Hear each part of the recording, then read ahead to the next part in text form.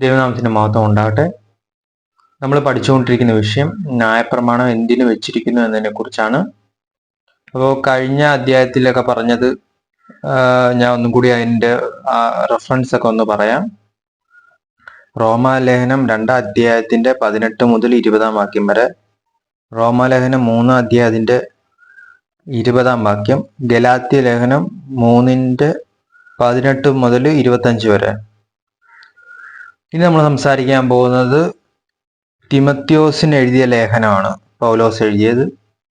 പൗലോസ് തിമത്യോസിന് എഴുതിയ ലേഖനം, 1-ാം ലേഖനം, അതിൻ്റെ 1-ാം അധ്യായം 8 മുതൽ 10 വരെ.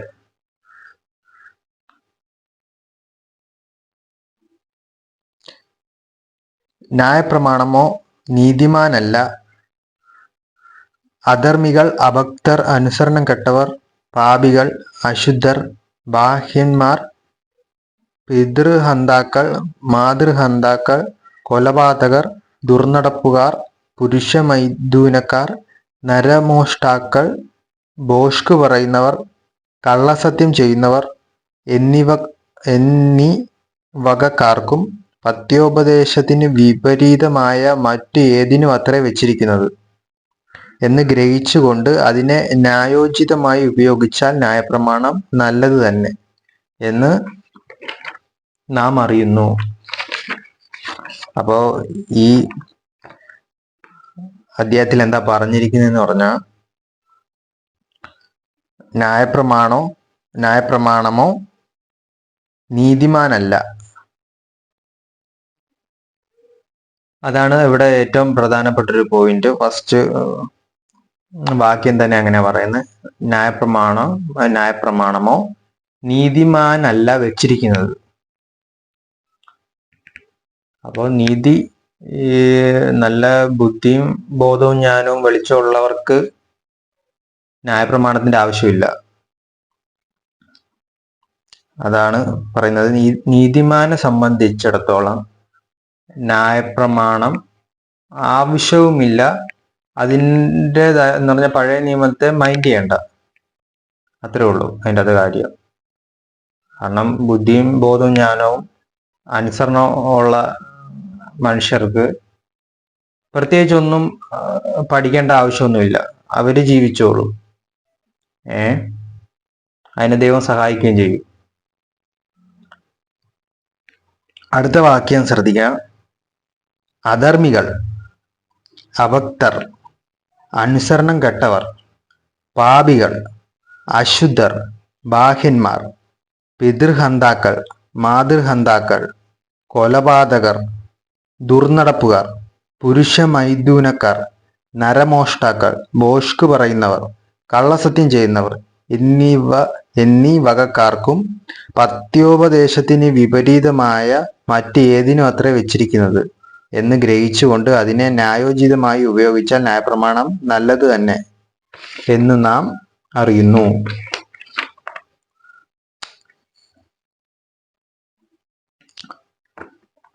ഇവിടെ വേറൊരു പോയിന്റും കൂടി ശ്രദ്ധിക്കേണ്ട എന്താന്ന് പറഞ്ഞാൽ, പത്യോപദേശത്തിന് വിപരീതമായ മറ്റേതിനും അത്ര വെച്ചിരിക്കുന്നത്. പത്യോപദേശം എന്നതിൻ്റെ വാക്കിന്റെ അർത്ഥം അറിയാത്തവർക്ക് കൊണ്ട് പറയാം. ഈ നല്ല നടപ്പിനുള്ള ഉപദേശം ഉണ്ടല്ലോ, അല്ലെങ്കിൽ ഇപ്പൊ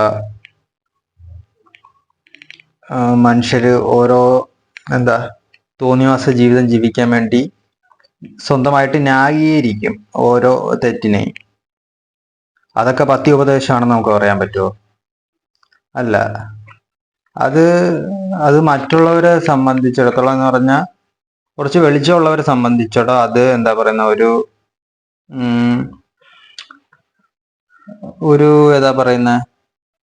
വളരെ മോശമായിട്ടുള്ള അനുഭവമായിരിക്കും.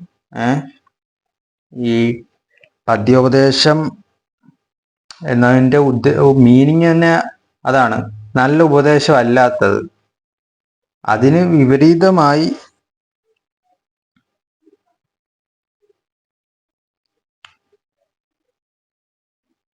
പദ്യോപദേശത്തിന് വിപരീതമായ മറ്റേതിനും അത്ര വെച്ചിരിക്കുന്നത്.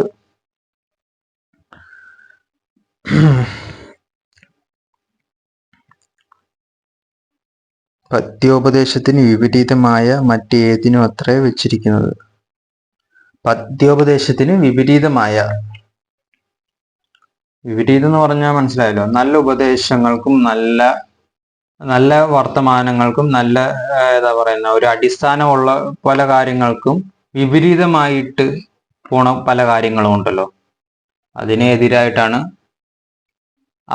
അതിന് വേണ്ടിയിട്ടാണ് ഒരു എന്താ പറയാ ഒരു സിസ്റ്റമാറ്റിക്, ഇതാണ് ഒരു സിസ്റ്റം എന്ന് ബോധ്യപ്പെടുത്താൻ, അല്ലെങ്കിൽ ബോധമുള്ളവർക്കാണ് ബോധ്യപ്പെടുത്തേണ്ട ആവശ്യമുള്ളൂ. എന്നാൽ അങ്ങനെ ഉണ്ട് എന്ന് മനസ്സിലാക്കുക. ബോധ്യപ്പെടുത്താൻ ഒരു എഴുത്ത് അല്ലെങ്കിൽ ഒരു പ്രമാണം ഉണ്ടെന്ന് നിങ്ങൾ മനസ്സിലാക്കുക.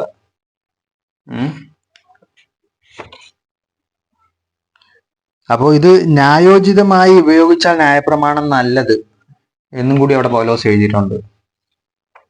അപ്പം ഇത് ഉപയോഗിക്കേണ്ട രീതിക്കും വ്യത്യാസമുണ്ട്. ന്യായപ്രമാണത്തിൽ അതുണ്ട്, ഇതുണ്ട്, ഏതുണ്ട്, പദ്യോപദേശമുണ്ട്, അടിസ്ഥാനമുണ്ട് എന്നൊക്കെ നമ്മൾ വിചാരിക്കുമെങ്കിലും അത് ന്യായോചിതമായിട്ട് ഉപയോഗിക്കാൻ അറിഞ്ഞിരിക്കണം, എങ്കിൽ ന്യായപ്രമാണം നല്ലത്. ഓക്കെ, അടുത്ത വചനത്തിലേക്ക് പോകാം. അപ്പോൾ ന്യായപ്രമാണം എന്തിനു വെച്ചിരിക്കുന്നു എന്നതിനുള്ള വചനങ്ങളൊക്കെയാണ് നമ്മളിവിടെ വായിക്കുന്നത്. ഇപ്പോഴും ഞാൻ ന്യായപ്രമാണത്തെ തള്ളിയാണ് സംസാരിക്കുന്നത്. അതിനകത്ത് നിന്ന് അർത്ഥം മാറിയിട്ടില്ല, മനസ്സിലായോ? ന്യായപ്രമാണം തള്ളി തന്നെയാണ് സംസാരിക്കുന്നത്. അപ്പോൾ അത് എല്ലാവരും മനസ്സിൽ വെച്ചിരിക്കുക.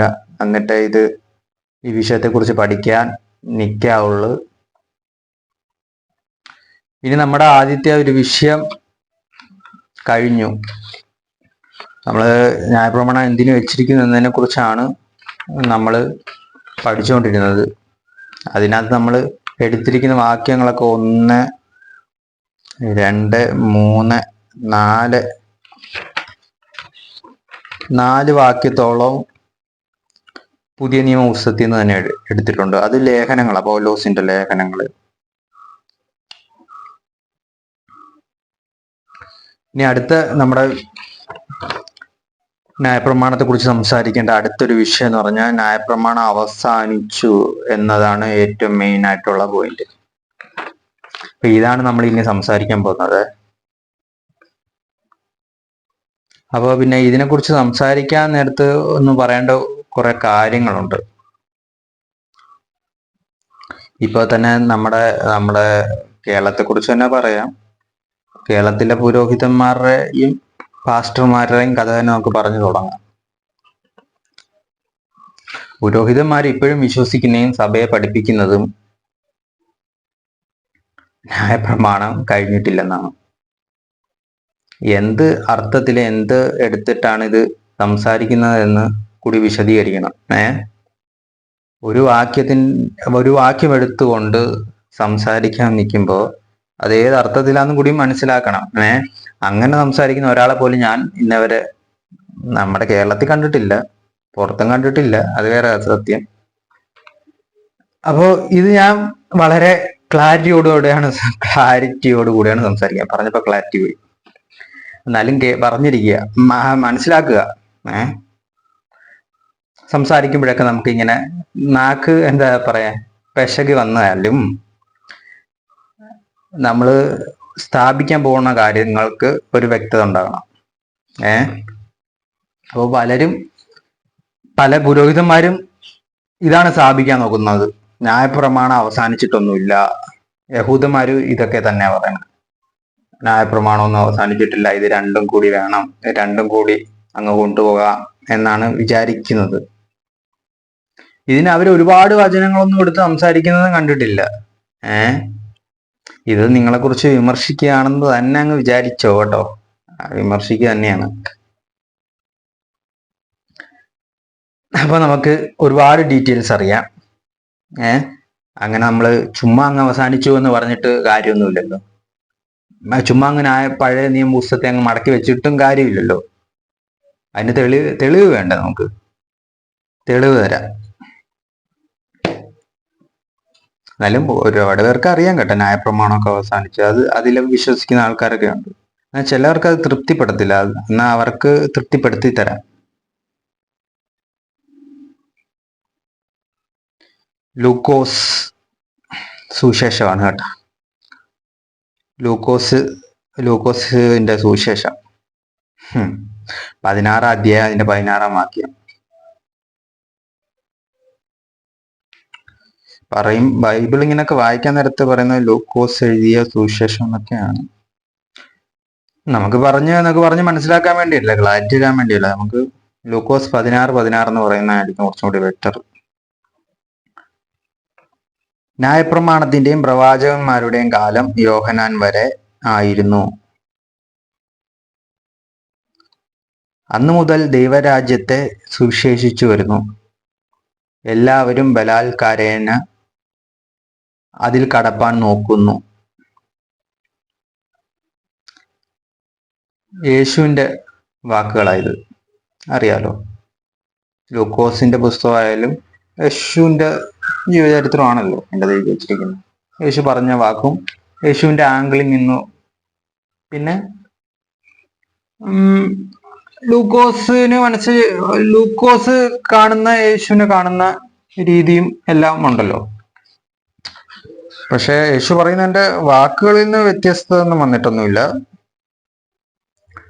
യേശു പറഞ്ഞത് ഇങ്ങനെയാണ്: ന്യായപ്രമാണത്തിന്റെയും പ്രവാചകന്മാരുടെയും കാലം യോഹന്നാൻ വരെ ആയിരുന്നു.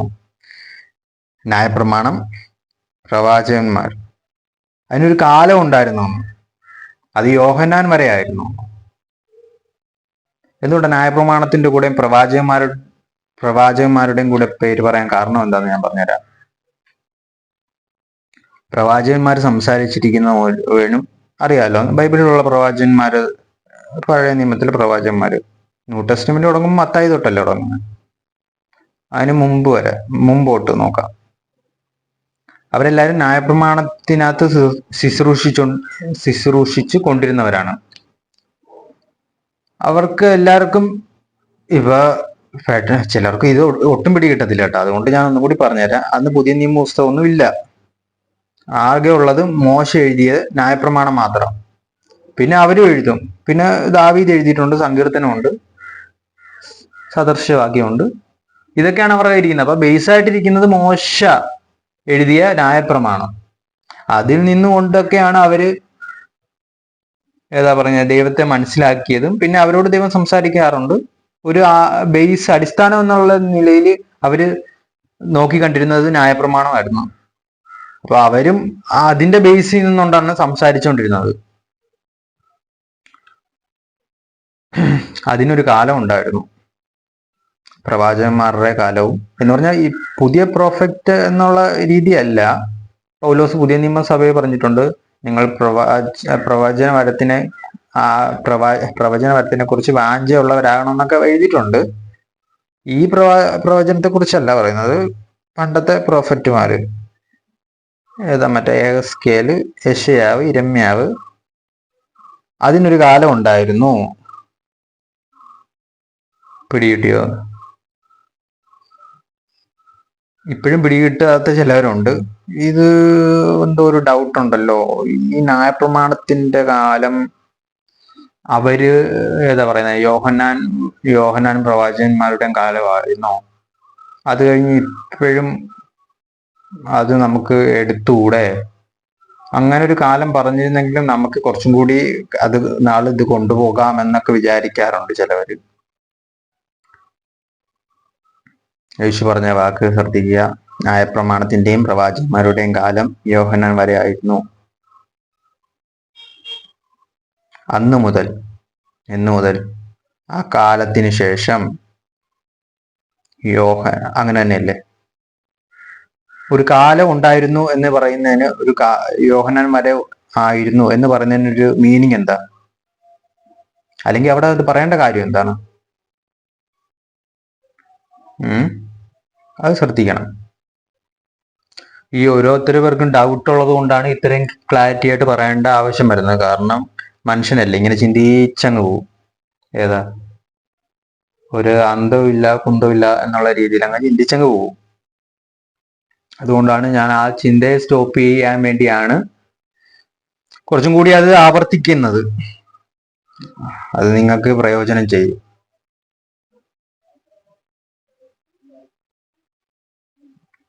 അന്നു മുതൽ ദൈവരാജ്യത്തെ സുവിശേഷിച്ചു വരുന്നു. എല്ലാവരും ബലാൽക്കാരാണ് അതിൽ കടപ്പാൻ നോക്കുന്നു.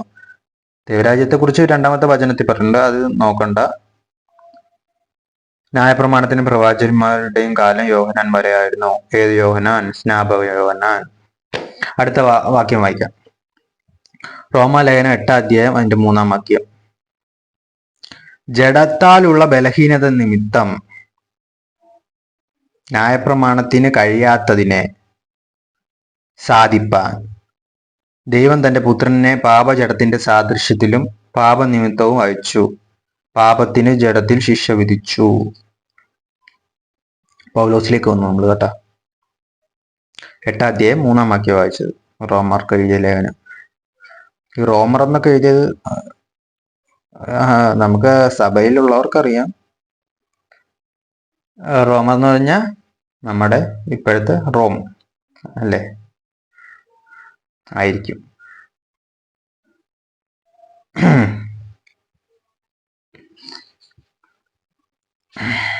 അത് തന്നെ, റോം തന്നെ.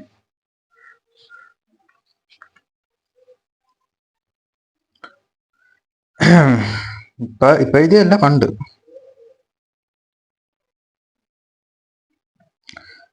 ന്യായപ്രമാണത്തിന് കഴിയാത്തതിനെ സാധിപ്പാൻ. കണ്ടോ, ന്യായപ്രമാണത്തിന് അവിടെ ഒരു വാല്യൂ കുറച്ചത് കണ്ട പൗലോസ് എന്തിനാ അങ്ങനെ പറഞ്ഞ്?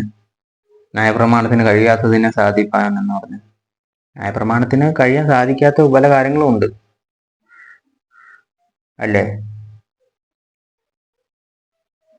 അതെന്ത് കാര്യമാ? നമുക്കൊന്നും കൂടി ആ വാക്യം വായിക്കാം. ജഡത്താലുള്ള ബലഹീനത നിമിത്തം എന്ന് പറഞ്ഞാൽ ശരീരത്തില് മോഹങ്ങളുണ്ട് അല്ലേ? ആ മോഹങ്ങൾ ഇങ്ങനെ എന്ന് പറഞ്ഞാൽ അത് ദൈവമായിട്ടുള്ള ബന്ധം അത് വേർപിരിക്കും. എന്നാൽ ഇങ്ങനെയൊക്കെ തന്നെയല്ല മനുഷ്യൻ സൃഷ്ടിച്ചു വെച്ചത്. എന്നാ പിന്നെ ആ സൃഷ്ടിച്ച പാടെ ദൈവത്തെ വിളിച്ചു കളയാമെന്ന് വിചാരിക്കരുത്. ആ മോഹങ്ങളെയൊക്കെ മാറ്റി നിർത്തിയിട്ട് ദൈവം പറയുന്ന രീതിയിൽ നടക്കാൻ ഒരുങ്ങുക എന്നതേ പറയാനുള്ളൂ. ജഡത്താലുള്ള ബലഹീനത നിമിത്തം, അത് തന്നെ. ആ ബലഹീനതയുണ്ടല്ലോ, ആ ബലഹീനത അത് കാരണമാണ് ദൈവത്തിൻ്റെ അടുത്ത് നമുക്ക് അടുക്കാൻ പറ്റാത്തത്. നമുക്ക് പാവമുണ്ട്, മോഹമുണ്ട്, അസൂയ, പിണക്കം അല്ലെ, അനുസരണക്കേട്, പിന്നെ നമ്മൾ ആരാധിക്കത്തില്ല, തോന്നിവാസ ജീവിതമുണ്ട്. ഇങ്ങനൊക്കെ ഇരിക്കുമ്പോൾ ദൈവത്തിൻ്റെ അടുത്തേക്ക് നമുക്ക് പ്രവേശനമില്ല. ഇതൊക്കെ ഇതിനെ കുറിച്ചൊക്കെയാണ് അവിടെ എഴുതി വെച്ചിരിക്കുന്നത്. ഏതാ?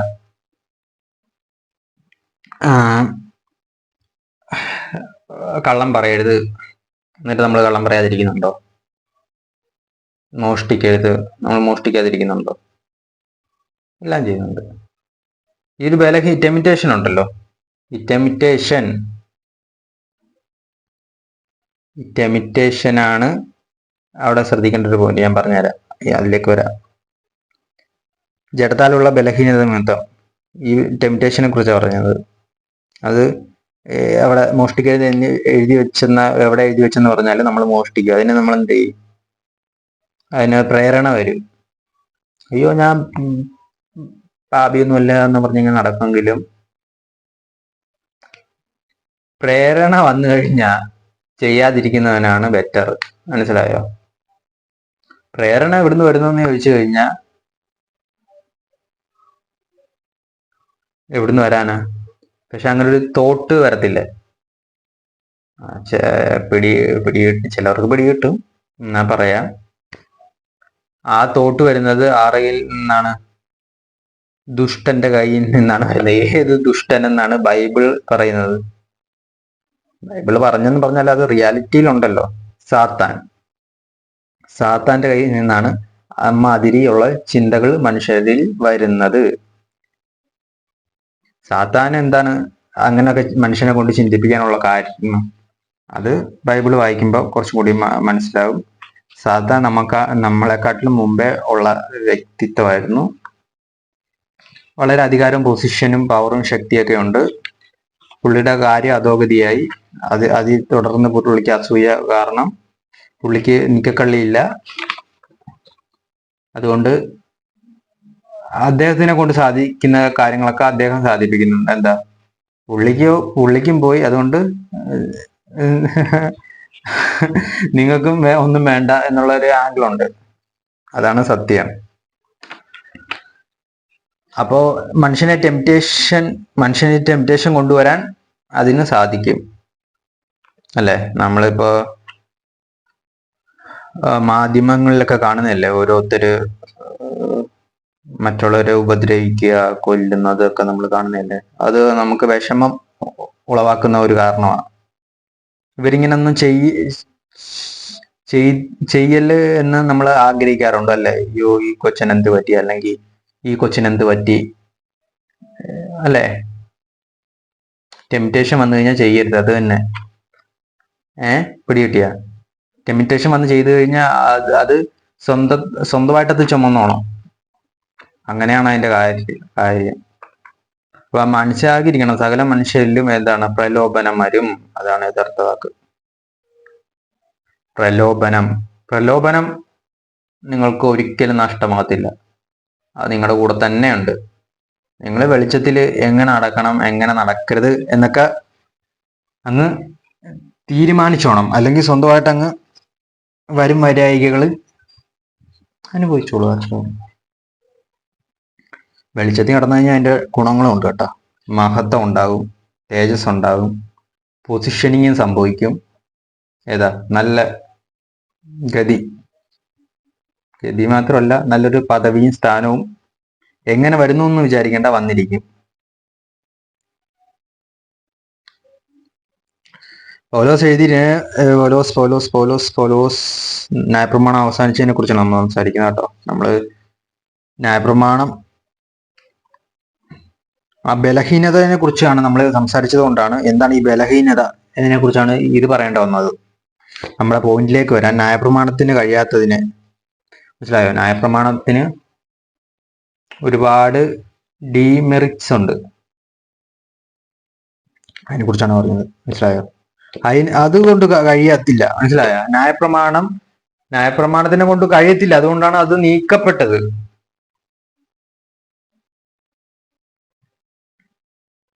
അടുത്ത വായിക്കാം. റോമാലേഖനം 7 അധ്യായം 5 മുതൽ 6 വാക്യം വരെ. 7 അധ്യായത്തിന്റെ 5 മുതൽ 6 വാക്യം വരെ. നാം ജഡത്തിലായിരുന്നപ്പോൾ ന്യായപ്രമാണത്താൽ ഉളവായ പാപരാഗങ്ങൾ മരണത്തിന് ഫലം കായ്ക്കത്തക്കവണ്ണം നമ്മുടെ അവയവങ്ങളിൽ വ്യാപരിച്ചു പോന്നു. ഇപ്പോഴോ നമ്മെ പിടിച്ചിരിക്കുന്ന ന്യായപ്രമാണം സംബന്ധിച്ച് മരിച്ചിരിക്കുകയുണ്ട്. അക്ഷരത്തിന്റെ പഴക്കത്തിലല്ല, ആത്മാവിന്റെ പുതുക്കത്തിൽ തന്നെ സേവിക്കേണ്ടതിന് നാം ന്യായപ്രമാണത്തിൽ നിന്ന് ഒഴിവുള്ളവരായിരിക്കുന്നു. ഇനി കൂടുതൽ ഞാൻ വിശദീകരിക്കുന്നില്ല. ഇതിന്റെ ഞാൻ വായിക്കുന്ന വാക്യങ്ങളൊക്കെ അത് ഒഴിഞ്ഞു പോയെന്ന് തന്നെയാണ് എഴുതി വെച്ചിരിക്കുന്നത്. ഒഴിഞ്ഞു പോകാതിരിക്കാൻ വേറെ റീസൺ ഒന്നുമില്ല. നിങ്ങൾക്ക് ബൈബിൾ വായിച്ചിട്ട് വെളിച്ചടിക്കാത്തതിന്റെ കുഴപ്പമായിരിക്കും. നിങ്ങൾക്ക് വെളിച്ചടിച്ചില്ലെങ്കിൽ അങ്ങനെ തന്നെ ഇരിക്കട്ടെ കേട്ടോ. അതാണ് കുറച്ചും കൂടി ബെറ്റർ. എന്നാ വായിച്ചിട്ട് മനസ്സിലാകുന്നവർക്ക് അതുപോലെ നടക്കാം, ഏതുപോലെ നടക്കാം, ആ സ്വാതന്ത്ര്യം അനുഭവിക്കാം. അല്ലെങ്കിൽ ഒന്നും കഴിഞ്ഞിട്ട് പോയിട്ടില്ല, ന്യായപ്രമാണമാണ്, കൽപ്പനയാണ്, മറ്റേ ഒരുപാട് സിസ്റ്റം ഒക്കെ ഉണ്ടല്ലോ, അങ്ങനെ ചെയ്യണം, ഇങ്ങനെ ചെയ്യണം, മറ്റേ ഓരോ പറയുന്നത് നമുക്കിപ്പൊ കാണുന്നല്ലേ, കത്തോലിക്ക സഭകളെല്ലാം ഉണ്ടല്ലോ, അവിടുത്തെ സിസ്റ്റങ്ങളൊക്കെ ഇല്ലേ, ആ സിസ്റ്റങ്ങളെ കുറിച്ചാണ്. അവർ ന്യായപ്രമാണത്തിന് കീഴിൽ ശുശ്രൂഷിക്കുന്നവര്, പ്രയോജനമില്ല. മനുഷ്യരിൽ ഇത് അടിച്ച് ഏൽപ്പിക്കുകയും ചെയ്യുന്നുണ്ട്. അവൻ അടിച്ചേൽപ്പിക്കുന്നവർക്ക് ദൈവം എന്തോ വെച്ചിരിക്കുന്നതെന്ന് പറഞ്ഞാൽ അതങ്ങ് കിട്ടിക്കോളൂ. അല്ലെ, നമ്മൾ വെറുതെ നമ്മള് ഈ എടുത്ത് വർത്താനം പറയുന്നതിനൊക്കെ ചുമ്മാ ഓരോ ആധികാരികത ഇല്ലെങ്കിൽ അതിൻ്റെതായ ഇത് ഉറപ്പായിട്ടും ദൈവത്തിന്റെ ഭാഗത്തു നിന്നും ഉണ്ടാകും. അത് തന്നെയാണ് പറയാനുള്ളത്. അല്ലാതെ നമുക്ക് പൈസ ഉണ്ടാക്കാനോ അല്ലെങ്കിൽ ആൾക്കാരുടെ ഇടയിൽ ഞെളിഞ്ഞു നിൽക്കാനോ ബൈബിളിനെ കൂട്ടുപിടിക്കരുത്. ഇത് ഒരുപാട് പേരെ പ്രചരിപ്പിക്കുകയും ചെയ്യല്. നമ്മുടെ ആവശ്യങ്ങൾക്ക് വേണ്ടി നല്ല ഈ ക്രിസ്ത്യാനികൾക്ക് സംബന്ധിച്ചിടത്തോളം ഏറ്റവും കൂടുതൽ ആൾക്കാരുള്ള ഒരു കൂട്ടര. അതിൽ ആർക്കും ഡൗട്ടൊന്നും ഇല്ലല്ലോ. അപ്പൊ കാശുണ്ടാക്കാൻ നല്ല മാർഗം ഏതാണെന്ന് ജീവിതത്തില് പഠനങ്ങളെല്ലാം പ്രാഥമിക പഠനങ്ങളെല്ലാം കഴിഞ്ഞിട്ട് അവസാനം വിചാരിക്കല് സെമിനാരിൽ പോയി കളയാം, പൈസ ഉണ്ടാക്കാം, സഭ ഉണ്ടാവുമല്ലോ എന്നൊക്കെ അങ്ങ് വിചാരിച്ച് കളയരുത്. ഇതൊന്നും പഠിക്കാതെ ഇതും പോക്കി ഒട്ടിച്ചോണ്ട് നടക്കരുത്. മനസ്സിലായോ? പഠനവും വേണം, ജീവിതവും വേണം, പിന്നെ ഒന്നാമത്തെ കാര്യം ദൈവവിളിയും വേണം. ഇല്ലാതെ ചുമ്മാ വായി തോന്നുന്നത് വിളിച്ചു പറഞ്ഞു ആൾക്കാരെ പറയുന്ന ആൾക്കാരെ ബുദ്ധിമോശമൊക്കെ പഠിപ്പിച്ചു വെക്കരുത്. നാളെ അവര് നിങ്ങളെക്കാട്ടും വലിയ കുഴിയിൽ വീഴും എന്ന് മനസ്സിലാക്കിക്കോളുക. നിങ്ങൾ ഓൾറെഡി വീണു, അവരെയും പിന്നെ ഈ വിശ്വാസികളെ സംബന്ധിച്ച് അവർക്കൊരു വിവരവും ബോധവും ഇല്ല. അതാണ് എനിക്ക് ഏറ്റവും ഇതിനകത്ത് പറയാനുള്ള ഒരു വിഷയം. പുരോഹിതന്മാരെ സംബന്ധിച്ച് പോട്ടെ, ഈ കേൾക്കുന്ന വിശ്വാസികൾക്ക് ഇച്ചിരി ബോധവും വിവരവും വേണ്ടേ? ഒന്നുമില്ലെങ്കിലും ഇച്ചിരി പഠിത്തം ഉള്ളവരും ഉണ്ടല്ലോ, അവർക്ക് പോലും ഇതിനെ പറ്റി ഒരു ധാരണ ഇല്ലെന്ന് ആലോചിക്കുമ്പോ ഒരു വിഷമം. ഇപ്പൊ നമ്മള് ഇവിടെ പറയുന്നത് അക്ഷരത്തിന്റെ പഴക്കത്തിലല്ല, ആത്മാവിന്റെ പുതുക്കത്തിൽ തന്നെ സേവിക്കേണ്ടത് നാം ന്യായപ്രമാണത്തിൽ നിന്ന് ഒഴിവുള്ളവരായിരിക്കുന്നു. ഓക്കെ, അടുത്തത് റോമാലേഖനം 5 അധ്യായത്തിന്റെ 13 വാക്യം.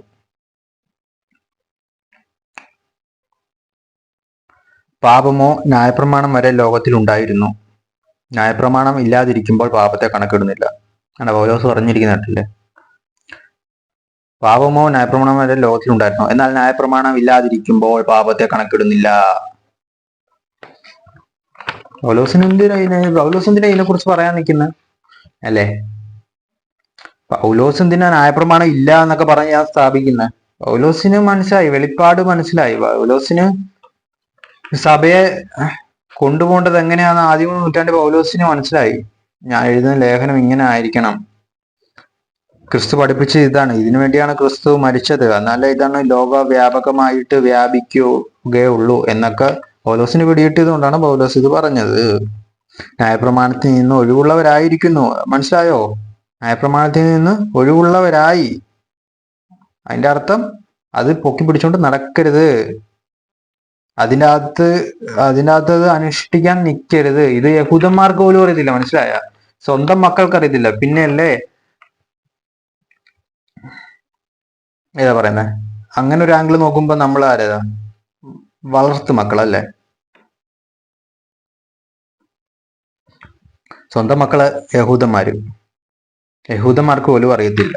അവര് ഇതിനകത്ത് നിന്നൊക്കെ ഒഴിഞ്ഞ് ഇനി സുവിശേഷം എല്ലാം പഠിച്ച് സുവിശേഷം പറയണമെന്ന് അവർക്ക് പോലും പിടികിട്ടിട്ടില്ല. ഇനി നമ്മൾ മോശയുടെ പാതയല്ല, യേശുവിന്റെ പാതയാണ് പിന്തുടരേണ്ടത് എന്ന് അവർക്ക് പോലും പിടികിട്ടിട്ടില്ല. പിന്നെ അല്ലേ മറ്റുള്ളവർക്ക്, യഹൂദന്മാരല്ലാത്തവർക്ക്. യഹൂദന്മാരുടെ കാര്യം എന്തിനാ ഞാൻ പറഞ്ഞത്? ഇത് അവരുടെ പുസ്തകമായതുകൊണ്ട്, ഇത് അവർക്ക് വേണ്ടി ഇറക്കപ്പെട്ട കാര്യമായതുകൊണ്ട് നമ്മൾ പുറകെ അനുഭവിക്കാൻ നിന്നവരാ.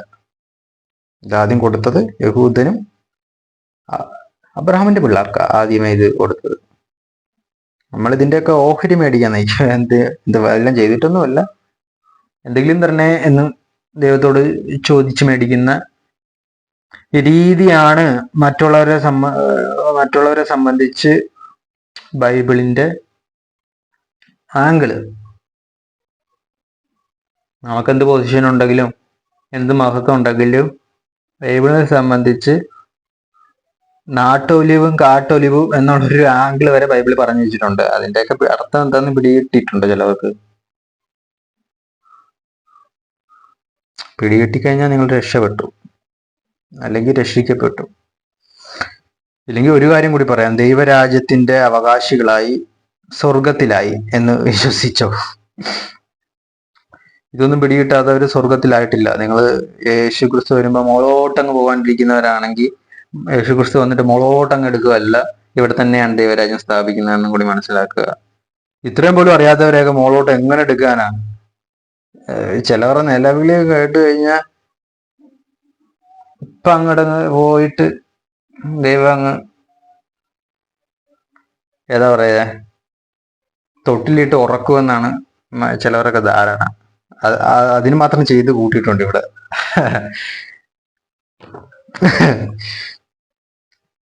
നമ്മൾ അത് വായിച്ചു കഴിഞ്ഞാൽ നമുക്ക് അടുത്ത വാക്യം വായിക്കാം. റോമലേഖനം 5:13. പാപമോ ന്യായപ്രമാണം വരെ ലോകത്തിലുണ്ടായിരുന്നു, എന്നാൽ ന്യായപ്രമാണം ഇല്ലാതിരിക്കുമ്പോൾ പാപത്തെ കണക്കിടുന്നില്ല. ഓക്കെ, ന്യായപ്രമാണം ഇല്ലാതിരിക്കുമ്പോൾ പാപത്തെ കണക്കിടുന്നില്ല. ന്യായപ്രമാണം ഇല്ല, അതുകൊണ്ടാണ് പാപത്തെ കണക്കിടാത്തത്.